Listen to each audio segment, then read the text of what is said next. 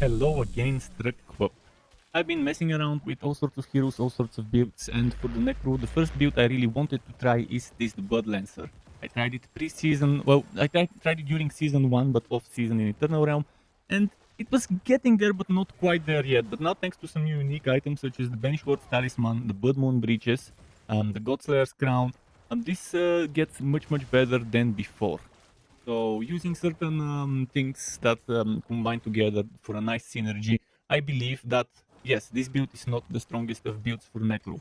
It's probably not gonna be classified as the top builds from people who bother classifying builds, but it is a top synergy for Overpower. For Overpower, when it comes to it, this is as good as it gets with Blood Lance. Unfortunately, the footage you would see, you would probably see me at certain points struggling with the survivability, so I'm just standing back and not rushing in. This is because of my equipment is not properly rolled. Yes, I have a very bad rolls in some places, so my damage reduction, even though I have the Creepify, I could still get one shot in tier 70 something, tier 80 dungeons.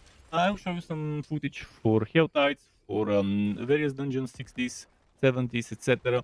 But overall for Hell Tides it's perfect. For overworld content in general, very nice.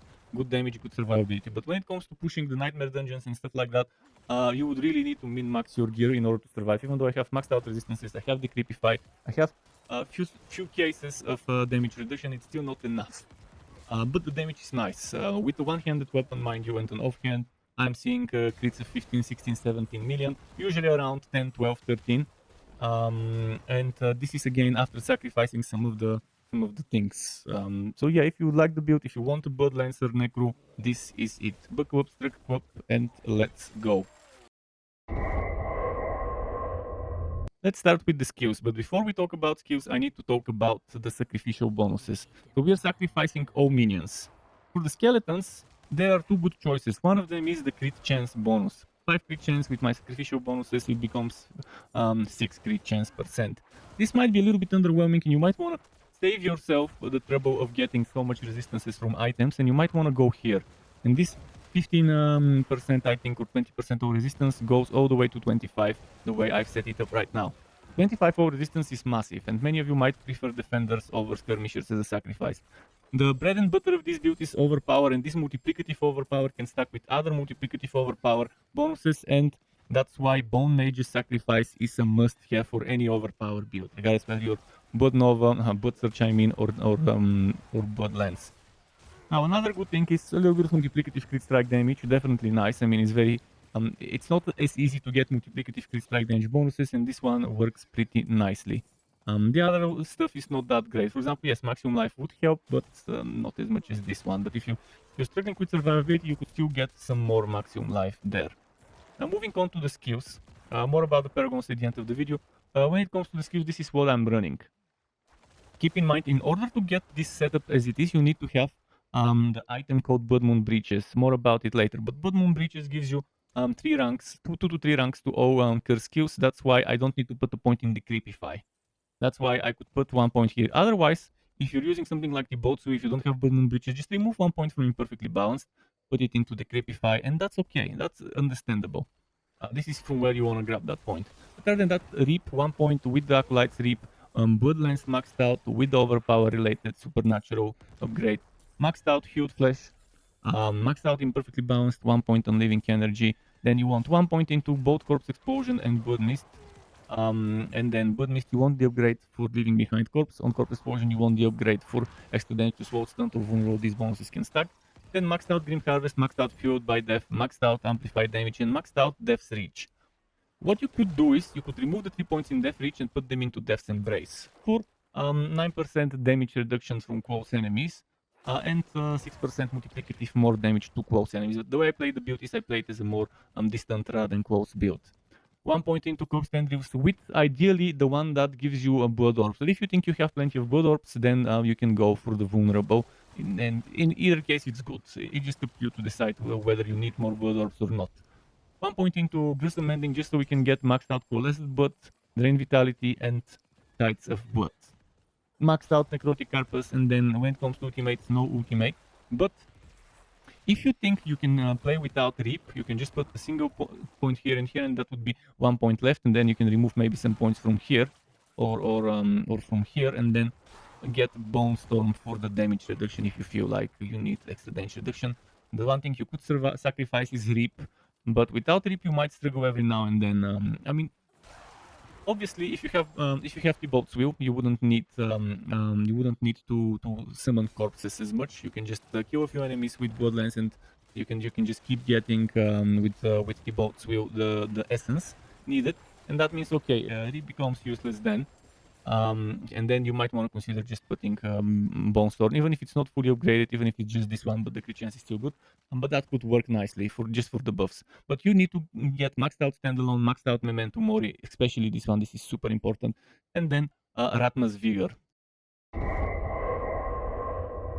Unfortunately for the Vampiric powers, the thing I wanted to achieve was impossible. I wanted to achieve Blood Boil together with Metamorphosis, together with Cursed Touch, but it's not gonna happen. Also together with Prey on the Weak, but it's not gonna happen. If I remove Sanguine Brace, which ideally I wanted to have Cursed Touch here, I still won't have enough because this costs 2, but then the one I want to put there costs 6. That means eventually I will need 23 out of 20. Right now I think I'm using 19 out of 20 packs. So yeah, Hemomancy, I just don't want to remove Hemomancy. In order to get the thing I want to happen, I need to remove this and this, and just keep this, and Curse Touch, and I'd rather just not rely on the Curse Touch as much. But Hemomancy is good, Prey on the Weak is good, and Vampiric, you can make enemies vulnerable either with Corpse Tendrils if you make it vulnerable Corpse Tendrils, or with Metamorphosis if you dash through enemies. But the way I play the build, I try to avoid using dashing through enemies much unless really needed. But this is the must-have bread and butter again for the build. 1 extra overpower this season, very good for Blood Lance. This one, extra survivability and even some crit chances, not bad at all.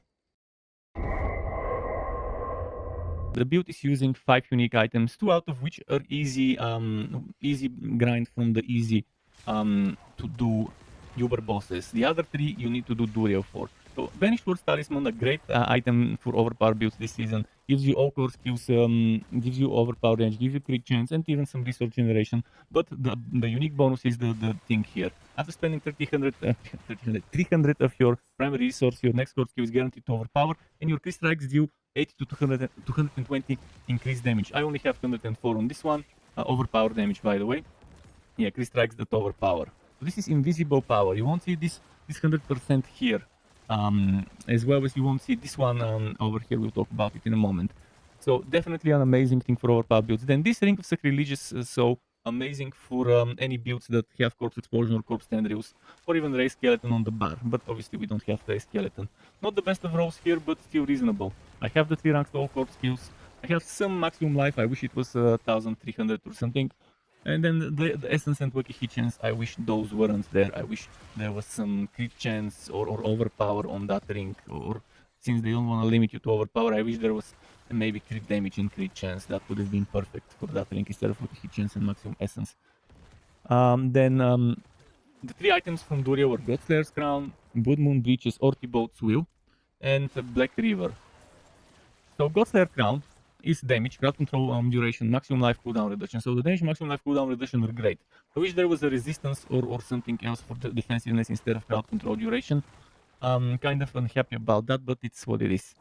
When you stun, freeze or immobilize an enemy, elite enemy, or damage a boss, it pulls nearby enemies and you deal 30 to 60 multiplicative increased damage to them for 3 seconds. So here I got the minimum roll on this one. I've got better ones on my other characters, but the cooldown is pretty good. So again, I'm losing half of the bonus I could get from this. So even though I've crit for like 15-17 million, if all of my gear was min-maxed, you could crit 20+ million with overpowers. Blood Moon Breaches is enemies affected by at least one of your curses take 70% multiplicative increased overpower damage. Another invisible power. So this is invisible power and this is invisible power. That won't show up here on the attack power. So you have up to 60 here and up to 70 here and up to 120 here. That is invisible. This one is good because it gives you ranks to all curse skills, so you don't need to put points into the Creepify to use it. 2 ranks of the Amplified Damage passive, very good. Gives you maximum life. It gives you damage reduction from enemies that are cursed, affected by curse skills. I don't have the best of rolls, but at least the HP is kind of high-ish. And the rest of the stuff is high, except the damage reduction being kind of low. The minion stuff you don't care about in this build. Your minions have chance to curse. That doesn't matter for us. Then Black River, again, another thing that you get from Duriel. So I've got kind of a reasonable roll. Rank slow corpse kills is only 3 instead of 4. Hued by death is maxed. Rank of the Hued Flash passive is maxed here. And instead of 130, I only have 120% multiplicative damage. So corpse explosion consumes up to 4 additional corpses for a total of 5 around the initial corpse, dealing again up to 120 multiplicative increased damage, massive boost to the corpse explosion, and with up to 25 for me 24 larger radius per additional corpse. So definitely good uniques, and then Tibotsu as an alternative choice for the leg armor and Shako, which I can't show you right now. But it gives you rank 2 skills, it gives you cooldown, it gives you HP, and it gives you damage reduction on the helmet. It's good choice for God's Lair Crown alternative. But Tibotsu is good because for bosses you might wanna equip it. So you deal multiplicative damage while you're unstoppable, 20 to 40%, minus 30 for 4 seconds and after. For a while unstoppable and for 4 seconds after.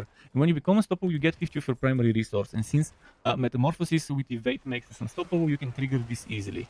This one, not the best of items. I love that it has post damage reduction, but the rest of it may be acceptable for the damage is shit. I would have rather had damage reduction to distant as well as the close, and maybe while injured or something like that. To prevent one-shots, but again, the potion capacity, maximum resource, not the greatest. The damage is okay, but I would prefer survivability. Now, regarding the legendary gear, first of all, we're using, as you can see, 1, 2, 3, 4, 5 legendary items, which means 5 aspects. I will tell you the alternative aspects you can use until the unique items drop as well. What we're using first is Embaumer. Embaumer is another important synergy for the build. Consuming a corpse has 30% up to 30% chance to spawn a blood orb. You see why we need blood orbs here. Gork wheels. See, on the chest is the Embaumer, on the gloves is the Gork wheels. Or you could put it on the ring as well, it doesn't matter, or on the offhand. Just an offensive one-handed or gloves or ring. So you get casting blood lance will consume blood orbs to also conjure lances from them. Each additional blood lance deals 20 to 50 of normal damage, in my case maxed out 50, and prioritizes targeting unlanced enemies. See, this combined with the blood orbs from corpse tendrils is amazing. Then another offensive aspect we have is Cadaverous. Consuming a corpse increases the damage of your next corpse kill by 10% up to 50% multiplicative. So with one corpse explosion with Black River, we can consume up to 5 corpses, which means with just one corpse explosion, we can trigger that 50 multiplicative. Then we have Flesh Eater in the Paragons, which you'll see later, which is 40 multiplicative. It stacks with this after consuming 5 corpses, so that means a total of 90 multiplicative damage. This one is just to the corpse kill, but the other one is for 6 seconds. So definitely nice. Another offensive aspect is Sacrificial, maxed out ideally 25% bonuses increased of your sacrifice bonuses. And then for the boots, you want this while unstoppable, and for 4 seconds after you gain up to 25 increased percent movement speed and can move freely through enemies. This is crucial for a Necro that is already slow. Combine it with Metamorphosis, it's easy to get unstoppable just by evading and to trigger that movement speed there. Now, for alternative aspects, I will just open my website. You won't see it, but I will say. On the amulet, you would want aspect of disobedience, ideally, for some armor. On the helmet, you can try maybe something like aspect of the protector or aspect of might. On the pants, again, might or protector, something like that for survivability. But if you do use might, you would have to come closer and use the reap skill more often. Then on the ring here, you might want untimely death until you get that. On the main hand, if you are not using a one-handed and are using a two-hander, that means you would better, instead of putting untimely death here, it's better to put untimely death on a great sword, something like this. And then that means this sacrificial here would need to go in the ring. That's also okay, that's understandable. But if you go one-handed and off-hand, then this aspect here should be the Hungry Blood aspect. For the sockets and gems, as you would expect from an overpower build, ruby in the weapon and the offhand, or if you're using a two-handed weapon, again, rubies. In the armor, there are various choices. Oh, I actually just realized I don't have a socket here. But yeah, in the armor you have various choices, such as, for example, the rubies. Obviously, rubies are good for the armor, for any build. But another option you could do is get some damage reduction from to pass damage reduction while control impaired, or from the Sapphire damage reduction while fortified. That's not a bad choice either. For all 5 armor pieces, so you can just mix and match any of those 3. For the accessories, you might want to put diamonds unless you're missing certain resources, certain resistances. In my case, I really needed fire resistance and lightning resistance, so I put 2 fire and 1 lightning to get my resistances maxed out that way. Already added the gear rolls information in Mobalytics on my spreadsheet on my website. But for the helmet, before you get the Godslayer crown, you would want cooldown reduction priority number 1, priority number 2, maximum life total armor, then priority number 3 core stats or resistances or basic skill attack speed, and very bottom tier priority maximum essence. Obviously, you want to get priority 1 and 2 obviously first, and then fill with whatever. Just the highest priority here would be damage reduction from close and distant enemies, and damage reduction while fortified. If you can get 3 types of damage reduction and maximum life, it will be okay. But you might need resistances, which means, okay, you might need 1 resistance. Or you might need core stats, which is all stats, or willpower, or int, or whatever. Then, okay, you have to think about that. Those are not bad. Total armor is also not a bad thing, as priority number 3. And then priority number 4, very, very shit stuff. You ideally want to avoid it, but if you can't, it's a good shit roll. Blood skill damage, percent damage, physical damage. Now on the gloves. Priority number 1 will be Blood Lance ranks, Overpower damage and crit strike chance. If you have those 3, then next priority for the gloves would be stuff like damage to injured enemies or attack speed. Or maybe priority number 3, you could do resistances. Or all stats, or crit strike damage, damage to injured enemies, or crit strike chance against injured. But again, you want the overpower, you want the crit chance, you want blood lance, and then ideally maybe damage to injured or attack speeds, or fuel with whatever the gear needs. For the leg armor, you want ideally, before you get blood moon breaches or bolt fuel, ideally you get 3 types of damage reduction if you can, and maximum life. So, for example, damage reduction with close and distant enemies, together with damage reduction while injured or damage reduction while fortified. Injured is going to be not as useful as fortified and close distant, because it only triggers while you're injured, it won't help you against one shot. So maximum life, obviously, the fourth stat.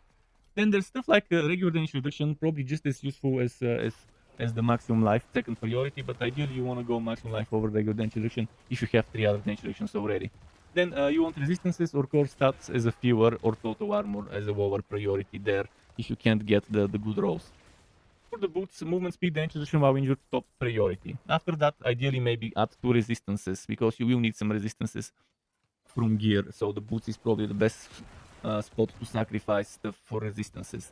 Priority number 3 would be maybe core stats, like all stats, dex, in strength, willpower, I mean not strength, or essence cost reduction as a very, very alternative choice there.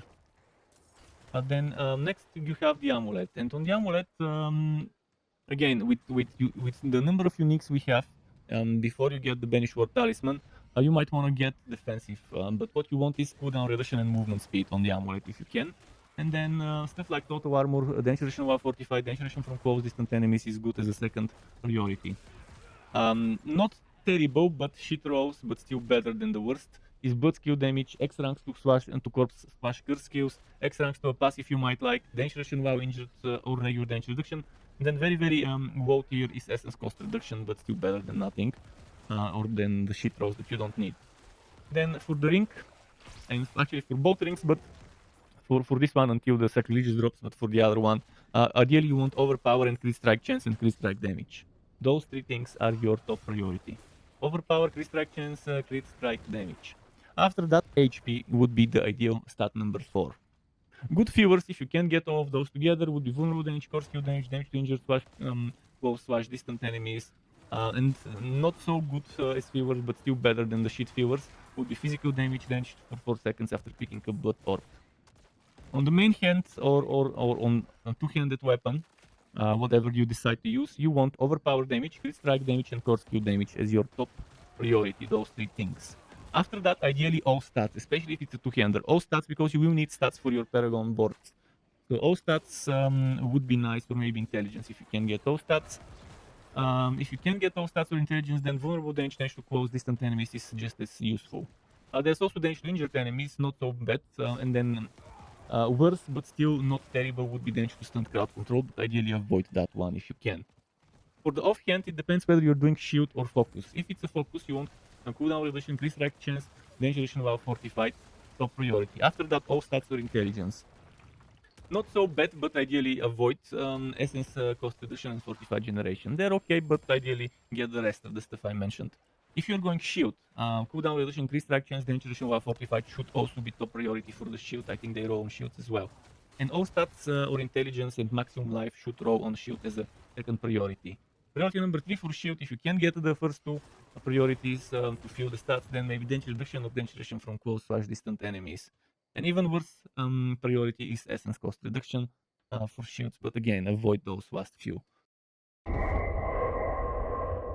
For the Paragon boards, first I want to mention that this Tears of Blood Paragon glyph is coming with the next patch on December 5th with the Battle of Zir. The Battle of Zir endgame and this Tears of Blood glyph. This glyph goes up to level 200, and as you can see, it starts with radius 4. A regular glyph is radius 4 when max upgraded. This one starts at radius 4. At level 50 it goes to radius 5. And most likely between level 51 and 200, because 200 is the maximum for that glyph, it will go maybe to levels to radius 6. It's amazing, it's good, it's worth sacrificing anything to get it, because for every 5 core stats purchased within range, you gain 2% multiplicative increased damage. So every time you click something, a core stat around it, boom, multiplicative increased damage 2%. And if it's one of those that give you 10, that actually gives you 4%. If it's one of those that give you 7, I need to show you here. One of those that give you 7. Obviously, 2 of those are 14. 3 of those are 21. So 3 of those give you actually in the cost of 4. Stats. Very, very good. And eventually, you will have to rework the board. Most likely, you will have to remove one board and get another. For me, I'll have to decide whether I want to sacrifice this board and Flesh Eater, or whether I want to sacrifice this board. I definitely don't need Blood Begets Blood. More about that later, but you need to get a board where you're stacking a lot of things. Ideally a board that's connecting with a lot of things. I might put it here, I might move that one elsewhere. You see, you want to have as many possible stats that you've taken around this when you put it as possible. It also gives you 50% bonus to all rare nodes within range, which increases by 10% every 10 levels, so that's 19 times it will increase by 10%. So it will go to 240% bonus to all rare nodes. So you again have to decide, do you want to put it something like here? Damage to elites, resistance to all elements, so you want to put it here, damage while fortified, healing received. If you put it around the resistance to all elements here, it will be amazing, because you won't need that much resistance from gear. But there's a month left, and almost a month left, less than a month left until that. So let's just talk about the Paragons and not the glyph now. First of all, what are the boards I'm using? Obviously the starting board, I'm using Bloodbath, I'm using the Blood Begets Blood board and the Flesh Eater board.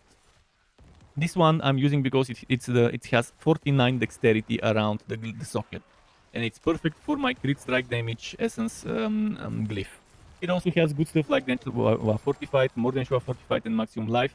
Then there's this thing here, which is damage taken over time reduction and resistance to all elements, which eventually you might want to lose that to have enough points for the new glyph. Then there's this one, damage while fortified generation. You might want to lose some of the fortified generation when the new glyph is here. And this one, 35 multiplicative overpower damage. This is a board that you must have even with the new glyph in play. This stacks with the other multiplicative bonuses we have, and then we have thousands of overpower, over 4k overpower. This one here gives us it gives us additive overpower, which gets multiplied eventually, and damage while healthy. Over here in this board, this is the maximum willpower you can get on a board, and Dominate requires willpower, so we are squeezing 427.7 overpower damage from this board, and yeah, the board Blood Begets Blood is the perfect for this one, because there's overpower here as well.